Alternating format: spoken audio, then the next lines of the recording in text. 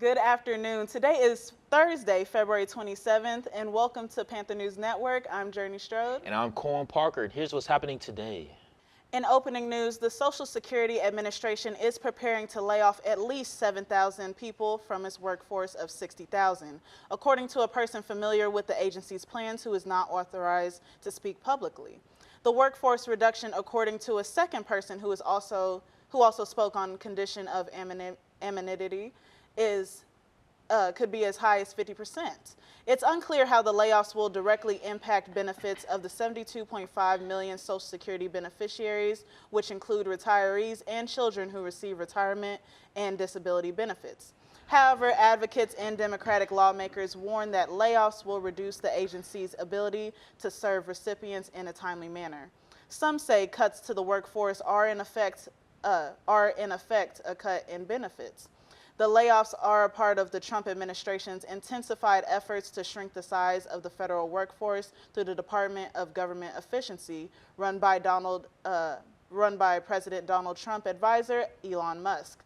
In addition, the termination of office leases for Social Security sites across the country are detailed on the DOGE website, which maintains a wall of receipts, which is a self-described transparent account of DOGE's findings and actions. The site states that leases for dozens of Social Security sites across Arkansas, Texas, Louisiana, Florida, Kentucky, North Carolina, and other states have been or will be ended. The Social Security Administration is already chronically understaffed. Now the Trump administration wants to demolish it, said Nancy Altman, who is president of Social Security Works, an advocacy group for the popular public benefit program. And then this month, the Social Security Administration's former acting commissioner, Michelle King, stepped down from her role at the agency after DOGE requested access to the Social Security recipient information. According to two people familiar with the official's departure who were not authorized to discuss the matter publicly, Senator Ron Wyden said in a statement, he said that a plan like this will result in field office closures that will hit seniors in rural communities the hardest. Other news organizations, including the American Prospect and the Washington Post, have reported that half of the Social Security Administration's workforce could be on the chopping block. In a bold move shaking up global trade, President Donald Trump has announced a new wave of tariffs on imports from Canada, Mexico, and China, a decision he says is aimed at curbing illegal drug and trafficking and protecting American jobs. Set to take effect on March 4th, the tariffs will impose a 25% tax on all imports from Canada and Mexico, with a reduced 10% rate on Canadian energy resources like oil and natural gas. Meanwhile, Chinese imports will face an additional 10% tariff for the further escalating tensions between Washington and Beijing. The decision has drawn sharp criticism from both business leaders and political opponents. Retailers warn that higher costs could trickle down to consumers, potentially driving up prices on everyday goods. Democratic leaders have slammed the move, with Senator Ruben Gallego calling the strategy reckless and warning it could steer the U.S. economy into a downturn. Canada and Mexico are already hinting at retaliation, setting the stage for a potential trade standoff with America's closest neighbors. As the clock ticks towards the March deadline, the world will be watching to see if the tariffs spark negotiations or ignite a full-scale trade war. In more local news, hundreds of workers at the Lyondell-Basel oil refinery in East Texas will soon be jobless, according to a Wednesday filing submitted to the Texas Workforce Commission. Houston Refining LP, a subsidiary of Lyondell-Basel that operates its facility located at 12,000 Lawndale Street, wrote in the filing that it expects to begin terminating around 345 employees April 17th of this year. Some of the employees were represented by various unions, including the American Federation of Labor and Congress of Industrial Organizations, and the company has taken steps to notify them of the impending layoffs, according to the filing. Houston Refining LP is permanently ceasing its entire oil refining process at its facility, which will result in the shutdown of most operations at the facility, the company wrote. Consistent with these plans, employment separations are expected to begin on or about April 17, 2025. Employees were first notified of the impending layoffs in late January, and a union representative said that at the time, in total, around 86% of the company's remaining workforce is expected to be cut, according to Reuters. The filing marked a potential end to the company's years-long plan to exit the refinery industry, a move that was initially announced in 2022 and planned for 2023. Those plans were delayed in May of 2023, with the company pointing to favorable inspections and consistent performance as motivation. The refinery, which produces various fuels, including gasoline, diesel, and jet fuel, opened in 1918 and is among the oldest refineries to operate in the Houston area. LyondellBasell CEO Peter Vanacker said during a November earnings call that the company's transition away from fossil fuels is part of an increased focus on renewable energy sources. Although the closure of LyondellBasell's plant puts a final end to a more than century-old Houston staple, Taneal Chowdhury, S&P Global Commodity Insights head of fuel and refining in the Americas, told the Houston Chronicle in January that President Donald Trump's ban on electric vehicle subsidies could extend the lifespan of area refineries through at least the next decade. With our newest forecast based on Trump's EV policies, we see basically a slowdown in the electric vehicle penetration rates. Chowdhury said they're still going to increase, but not as much as we're thinking before President Trump took office. That extends the period that Gulf Coast refiners are running. We're exiting a volatile, low-margin business to focus on resources and opportunities for sustainable value creation, he said. For PVAMU News Today, a significant academic achievement for Prairie View A&M University has been reaffirmed as a high research activity institution commonly known as R2 status under the newly updated Carnegie classification standards. This designation places PVAMU among a select group of universities recognized for their substantial commitment to research excellence. The updated Carnegie classification framework, effective early 2025, emphasizes sustained research productivity and the awarding of research doctorates. PVAMU's reaffirmation under these rigorous standards underscores the university's dedication to advancing research initiatives and contributing meaningful scholarly work. PVAMU first achieved the R2 designation in 2021, joining in an elite group of institutions recognized for high research activity. This reaffirmation not only highlights the university's ongoing commitment to research, but also enhances ability to attract top-tier faculty, secure competitive research funding, and provide enriched academic opportunities for its students. As one of only 11 historically black colleges and universities to attain R2 status, PVAMU continues to play a pivotal role in fostering academic excellence and innovation within the higher education landscape. This reaffirmation serves as a testament to the hard work and dedication of the PVAMU community, solidifying its position as a leading research institution committed to addressing complex challenges and contributing to global knowledge. This was Panther News Network. Please stay tuned as we'll be right back with the rest of your news.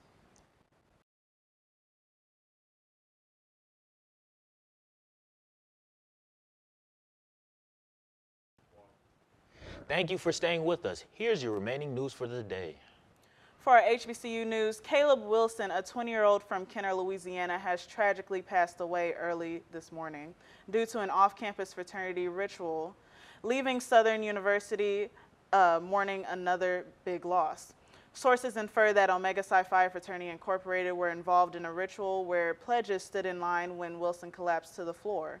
His friends transported him to Baton Rouge General Hospital unresponsive and was pronounced dead shortly after arrival. The hospital reported to the police around 3:15 a.m., which prompted them to launch an investigation.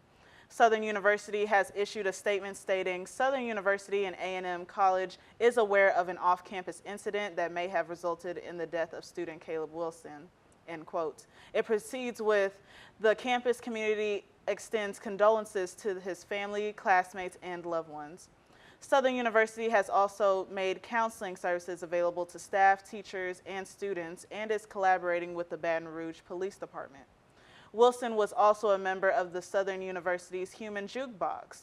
Meanwhile, the continuation of the investigation, the Southern community is joining together, honoring the legacy he has left behind. The Cleveland Cavaliers are shining a spotlight on Black excellence during their 21st annual Black Heritage Celebration, a weekend dedicated to honoring the rich contributions of Black women, historically Black colleges and universities, and the Divine Nine fraternities and sororities. The two-day celebration kicked off by recognizing 10 influential Black women making a difference in Cleveland, including Suzanne Oguche, the Cleveland Cavaliers Executive Vice President and Chief Communications Officer, and Congresswoman Shontel Brown. The honorees were praised for their leadership and dedication to the community. Sunday's festivities shifted to the vibrant legacies of HBCUs and the Divine Nine with a powerful halftime step performance featuring members of all 9 historically Black Greek organizations. The Cleveland Cavaliers' Kevin Clayton emphasized that the team's commitment to uplifting Black culture and celebrating the institutions that have played a pivotal role in shaping American history. With this weekend of empowerment and recognition, the Cavaliers continue to lead the charge in fostering diversity, equity, and inclusion both on and off the court. For your entertainment news of the day, a show of friendship and generosity, streaming sensation Kai Cenat went all out to celebrate fellow content creator Duke Dennis's birthday, gifting him a luxury shopping spree worth thousands of dollars. The heartwarming moment was captured on video and shared across social media, quickly gaining the attentions from fans and going viral. Cenat, known for his high-energy streams and viral content, accompanied Dennis to high-end stores, ensuring his friends felt appreciated on his special day. The two are members of the popular AMP Collective, a group of creators known for their entertaining content and close-knit bond. Fans flooded the comments with praise for Cenat's thoughtful gesture, highlighting the duo's genuine friendship. The birthday surprise is the latest example of the AMP crew's brotherhood, further solidifying their place as one of the internet's favorite content groups. As both creators continue to rise in popularity, moments like these remind fans that success is best celebrated with the people closest to you. That concludes your news for today. Keep watching to see more of the Panther News Network team with your daily segments. Take it away. Good evening. I'm Chloe Stubblefield, and this is The Bone to Pick, where we address issues affecting our student life here at Prairie View A&M University. Today, we're tackling a topic that every student at PV has probably struggled with at some point: financial aid and scholarships, or moreover, the never-ending battle to get the money you need when you need it. Whether it's delayed refunds, a lack of clear information, or just trying to get anyone to answer an email, dealing with financial aid at PV can feel like running a marathon with no finish line. And scholarships, good luck finding them, let alone securing one. Why is it so difficult for students to get the financial support they need? Let's break it down. For a lot of students, financial aid is the difference between staying in school or being forced to drop out. But at PVAMU, getting your aid processed on time feels like a game of chance. Refunds are often delayed with little to no explanation, and students are left scrambling to pay for rent, books, and food while they wait. And when you try to get answers, that's a whole new struggle. Long lines, unanswered emails, and being sent in circles between different departments. It's exhausting, and it shouldn't be this hard just to access the money you're entitled to. And then there are the scholarships. Prairie View prides itself on offering financial aid opportunities. But ask any student and they'll tell you, those opportunities seem more like hidden treasures than actual resources. Information on available scholarships is scattered, deadlines aren't well publicized, and when you do manage to apply, you're often left in the dark about whether you've even been considered. Some students have reported never hearing back at all after applying, leaving them wondering if their applications were even looked at. And let's talk about communication, or rather, the lack of it. Whether it's sudden changes in scholarship requirements, financial aid award adjustments with no warning, or just a struggle of getting a simple question answered, the lack of clear, reliable information only makes things worse. Students deserve transparency. They deserve to know where their money is, when they're getting it, and what options they actually have to help fund their education. So what can be done? first thing, PVAMU needs to improve its communication with students. That means regularly updating students on their financial aid status, making scholarship opportunities more accessible, and ensuring that when students reach out for help, they actually get it. Secondly, there needs to be a major overhaul of the financial aid processing system. Refunds shouldn't be a guessing game, and students shouldn't be left in limbo wondering when they'll get the money they need to survive. Faster processing, better organization, and more accountability would go a long way in fixing these issues. And finally, scholarships need to be made more accessible. There should be a centralized, well-maintained database of available scholarships, updated regularly with clear deadlines and instructions. Students shouldn't have to hunt for financial aid opportunities. It should be easy to find, apply, and track your application status. At the end of the day, students come to PVAMU to get an education, not to fight an uphill battle to afford to stay enrolled. Financial aid and scholarships should be a resource, not a roadblock. It's time for the university to step up, streamline these processes, and ensure that students are getting the financial aid support they need without all the unnecessary stress. I'm Chloe Stubblefield, and this has been A Bone to Pick. To every student out there still waiting on an email, a refund, or a scholarship decision, hang in there and maybe send that follow-up email again.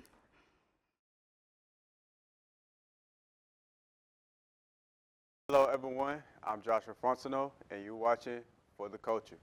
First thing first, voting is very important. I'll say it again, voting is very important. It is highly important that we use the voice that God has given us to voice our opinions. And one of the ways of doing so is by voting. For the most part, we made it easy to vote, but it wasn't always like that. We've been denied, harassed, and given unfair tests because of the color of our skin.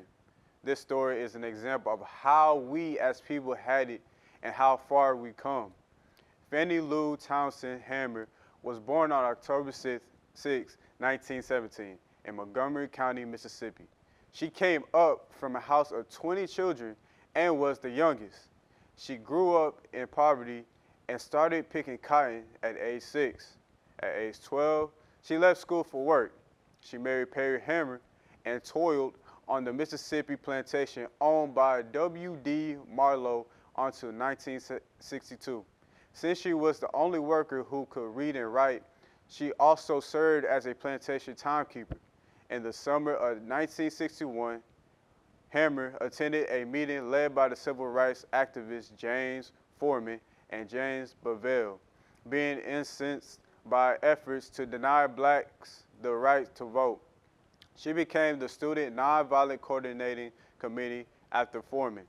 On August 31st, 1962, she led 17 volunteers to register to vote in the Indianola, Mississippi courthouse and was denied the right to vote because of an unfair literacy test.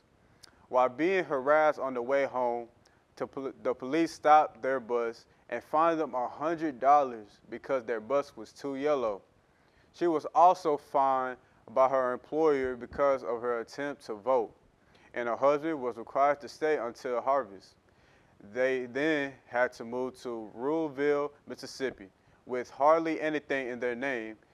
In June 1963, after successfully completing a voter registration program in Charleston, South Carolina, Hammer and several other black women were arrested for sitting in a white-only bus station restaurant in Winona, Mississippi. At jailhouse in Winona, she and several other women were beaten, leaving Hammer with lifelong injuries from a blood clot in her eye, kidney damage, and leg damage. In 1964, her story got the attention of her co-founded association, the Mississippi Freedom Democratic Party. When she spoke at the Democratic National Convention in 1964 in front of the Credentials Committee and a call for mandatory integrated state delegations, President Lyndon B. Johnson held a televised press conference so she wouldn't get any airtime. However, It was televised the very next day. In 1969, she launched the Freedom Farm, buying up land that blacks could own. And in 1971, she helped found the National Women's Political Caucus. Tragically, in 1977, Hammer passed away from breast cancer at age 59. Her story was one of the reasons why we shouldn't take voting for granted. Along with her, people fought for the right of black people to vote, and we should thank them by casting our vote. My name is Joshua Fontenot, and this is For the Culture. Good afternoon, Prairie View Panthers. I'm Cohen Parker, bringing you your latest weather update for Thursday, February 27th. Here's your weather forecast for Prairie View, Texas. Tonight, expect mostly cloudy skies, clearing overnight with a low of 50 degrees and north winds at 5 to 15 miles per hour, gusting up to 20 miles per hour. Friday will be Sunday with a high of 74 degrees and light south winds of 5 miles per hour. Sunday brings warm temperatures reaching 80 degrees with light and variable winds. Sunday will be breezy and pleasant with a high of 76 degrees and south winds at 10 to 15 miles per hour. Monday will be very warm with some morning clouds, a high of 79 degrees and continued southerly winds. On Tuesday, strong thunderstorms could bring heavy rain, hail, and damaging winds with a high near of 75 degrees. Wednesday will be cooler and less humid with plenty of sunshine and a high of 67 degrees. As we enter March, severe weather risks, including tornadoes and hail, increase in Texas due to rising Gulf moisture. Stay informed and prepare. Have a good weekend and see you next week on Monday.